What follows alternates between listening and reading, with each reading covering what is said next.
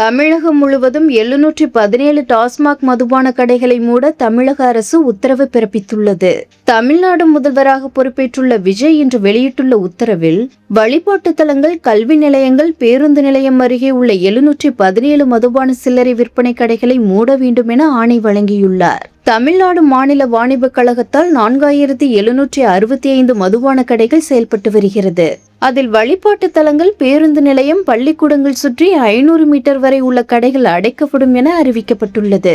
வழிபாட்டு தலங்கள் அருகே உள்ள 276 கடைகளும், கல்வி நிலையங்கள் அருகே உள்ள 186 கடைகளும், பேருந்து நிலையம் அருகே அமைந்துள்ள 255 கடைகள் என மொத்தம் 717 மதுபான கடைகளை அடுத்த 2 வாரத்திற்குள் மூடுமாறு முதலமைச்சர் அதிரடியாக உத்தரவிட்டுள்ளார். முதலமைச்சராக பொறுப்பேற்ற விஜய் முதல் 3 கையெழுத்திலேயே போதைக்கு எதிரான நிலைப்பாட்டை உறுதிப்படுத்திய நிலையில் தற்போது 717 டாஸ்மாக் கடைகளை மூட உத்தரவு பிறப்பித்துள்ளார். இப்போது மட்டுமல்ல, கடந்த திமுக ஆட்சியிலும் இதேபோல் டாஸ்மாக் கடைகள் மூடப்பட்டது.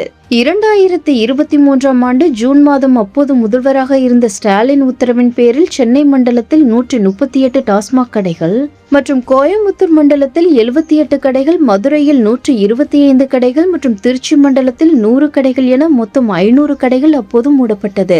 இந்த நிலையில் தற்போது 717 மதுபான சில்லறை விற்பனை கடைகளை அடுத்த 2 வாரத்திற்குள் மூட உத்தரவு பிறப்பிக்கப்பட்டுள்ளது. எனினும் எந்தெந்த மண்டலங்களில் எங்கெங்கே மூடப்பட்டுள்ளது என்கிற விவரமானது தமிழக அரசு விரைவில் வெளியிடும் என்ற எதிர்பார்ப்பானது தமிழக மக்களிடையே நிலவி வருகிறது.